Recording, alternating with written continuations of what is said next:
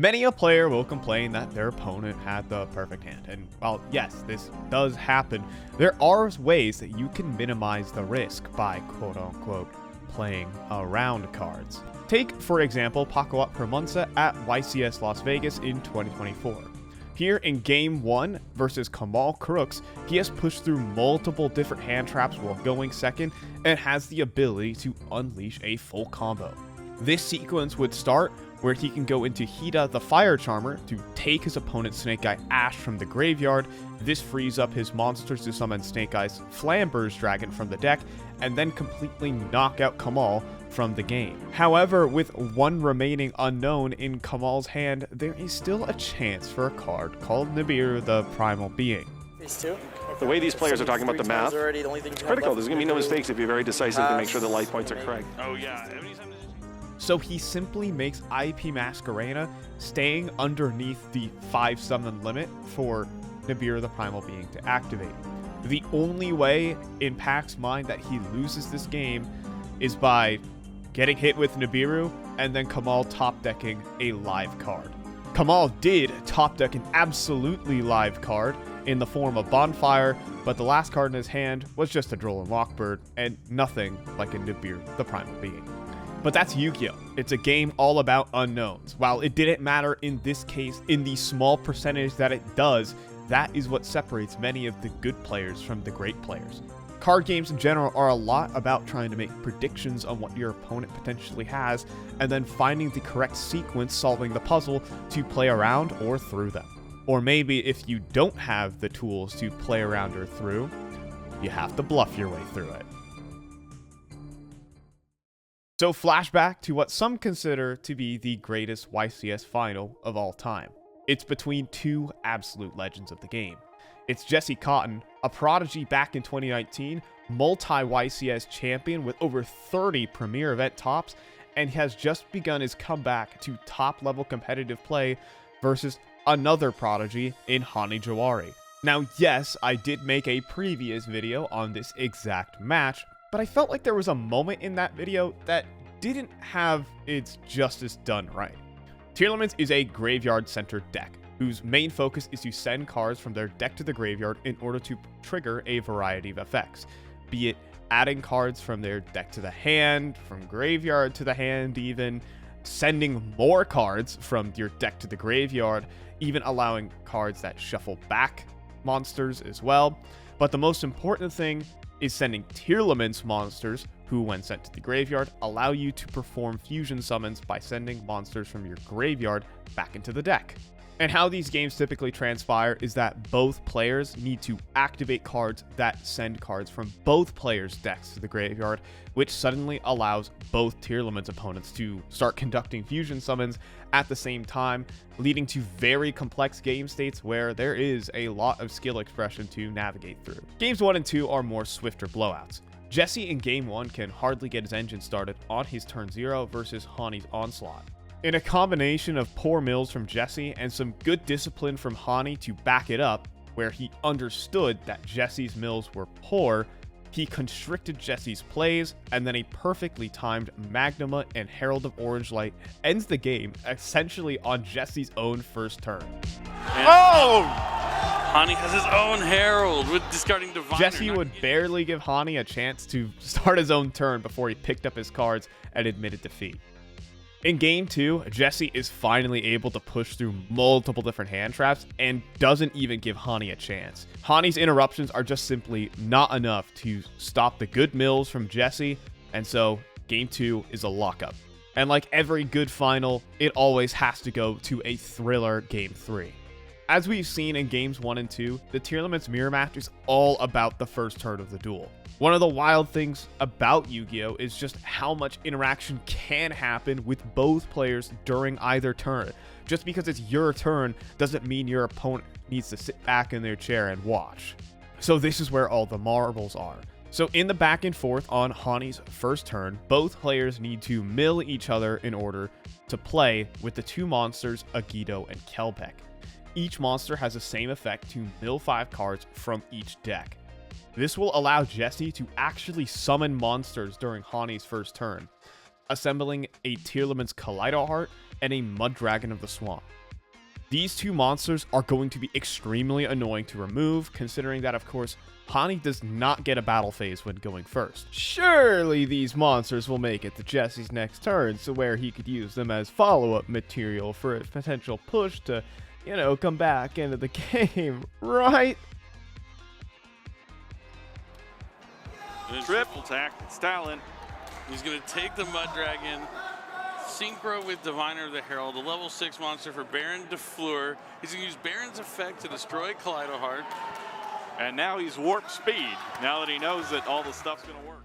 However, Hani is able to break through with the last card held in his hand, a triple tactics talent to take the Mud Dragon away from Jesse, non-targeting, and make a Baron DeFleur and an Abyss Dweller to seize control of the game. Abyss Dweller being a card that shuts off your entire opponent's graveyard for the entire turn. As you can see, that's very important in a deck where 95% of its effects probably activate in the graveyard.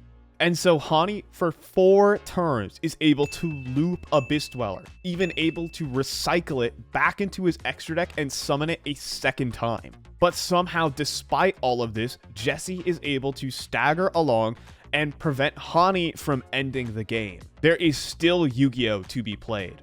On Jesse's first turn, he simply normal summons Tearlaments Sharon to attack over the exhausted Abyss Dweller, and then he sets a known Tearlaments Crime, a powerful counter trap that will have to be dealt with. Simply said, Jesse passes turn. Hani here is forced to use his battle phase to attack over the Sharon because Crime needs a Tearlaments monster to be on Jesse's field for its powerful counter trap effect, and he recognizes that he simply can't play through this. Where in main phase 2, he completes the Dweller loop and recycles it into the next turn. So still under Dweller's graveyard lockdown, Jesse staggers into the next turn. He top decks Abyssal Sereneer to stop Hani from building a new field on his own turn, and then the simple normal summon of Mudora is all he can muster. However, it's enough to make Hani have to consider the battle phase to attack over the Mudora, which can shuffle back cards from Hani's graveyard even while it's on the field. As play goes back to Hani, all he has playable in his hand is to switch his monsters to attack position and just poke in for damage. It is now the last turn of Abyss Dweller as we move over to Jesse's turn. Perhaps Jesse sees the light at the end of the tunnel. And this is our situation. So, Hani is on a set Tearlaments Soliac, Tearlaments Rhino Heart, and an Abyss Dweller with no materials, with a single top deck in his hand. Hani's graveyard is empty of resources for himself, but most importantly contains a milled Bystial Magnemud. On Jesse's side, he has a Tearlaments Merly, a Bystial Sereneer, and an unknown top deck in his hand, with a known Tearlaments Crime that's been set for these last couple turns. However, remember, Jesse's graveyard is offline due to Abyss Dweller. He cannot fusion summon this turn with the Tearlaments effects or gain any further resources, but he can push back the few remaining resources of Hani. A line that is available to Jesse is to land a Dark Charmer in order to take a Magnemut from Hani's graveyard, which allows its effect to search another Bystial monster during the end phase. This will allow him to stop Hani's follow-up plays, and then turn the Dark Charmer and the Magnemut into the link summon of a Sprite Elf. During Hani's next turn, this can allow him to summon Tearlaments Merly from the graveyard, and with his graveyard potentially back online, Jesse has a moment to come back into the game.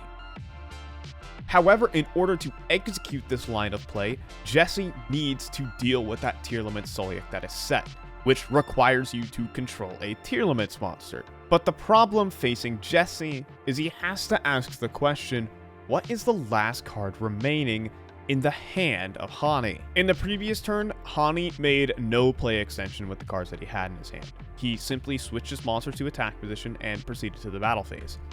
Is there anything that telegraphs to Jesse? If Hani drew a Tearlaments monster, it's quite likely he could have attempted to use the Soliac to negate the Mudora on the last turn so that he wouldn't have to waste his battle phase. But overall, it's pretty unlikely that a Tearlaments monster is in Hani's hand, and if there is one, it has to at least be something like a Sharon rather than a Merly, which could be summoned and start a milling bonanza, or a Havnus, which could be used on his own turn to really make things complicated.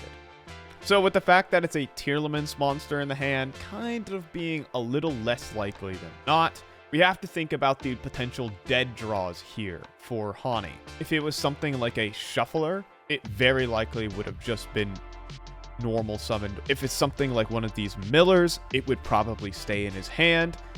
If you top deck something like a Soliak, there's no reason for him to set it face down. And so there are a variety of cards that Hani could draw here that could just sit in his hand as a bit of a brick. And now you can see how much paranoia one single unknown card can really put a number onto your opponent. So in this current game state, Tearlaments Rhinoheart has two effects. It has one effect where, when it is summoned, lets you send a Tearlaments monster from the deck to the graveyard. And then the most important one here is that when it is sent to the graveyard by a card effect, you can summon itself back from the graveyard and send a Tearlaments monster from your hand to the graveyard. And the Tearlaments Soliak on field can send the Rhinoheart to the graveyard, which could therefore trigger its effect to summon itself back, then send a Tearlaments monster from the deck to the graveyard, then perform a fusion summon, and you could see where this line could get out of control. So if the card in the hand is a Tearlaments card, for Hani, it could come with devastating results, and Jesse needs to think about this. So let's return back to Jesse. He needs to attack over the Rhinoheart to turn off the Soliak, and he has a Tearlaments Crime, which is able to stop the Rhinoheart from triggering. So Jesse begins by normal summoning Merly. However, Merly doesn't have a high enough attack stat to swing over Rhinoheart. This requires Jesse to commit his Bestial Sereneer from the hand in order to deal with the threat. In the battle phase, as Jesse attempts to attack over the Rhinoheart, Hani Jawari activates his set Soliak, targeting Merly. Soliak is threatening to send Rhinoheart to the graveyard and trigger the litany of effects that we just talked about. Jesse elects to flip Tearlaments Crime to negate the Soliak and shuffle it back in the deck, while sending the last unknown, a Keldo the Sacred Protector, from his hand to the graveyard. Afterwards, Jesse simply attacks over the Rhinoheart and enters into main phase 2.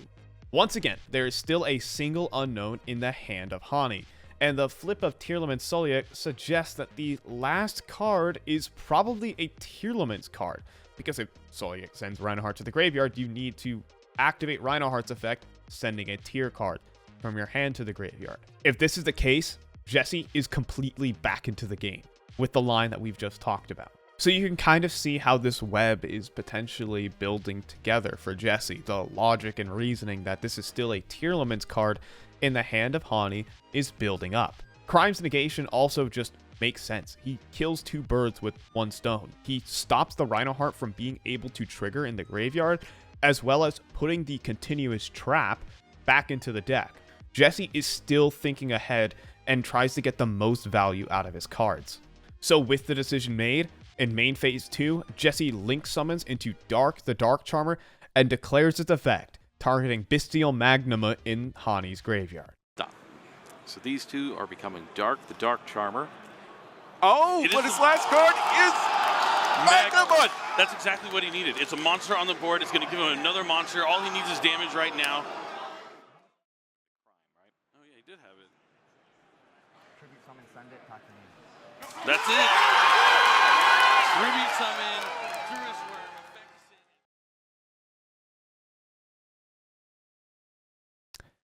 effect. So it wasn't a Tearlaments card.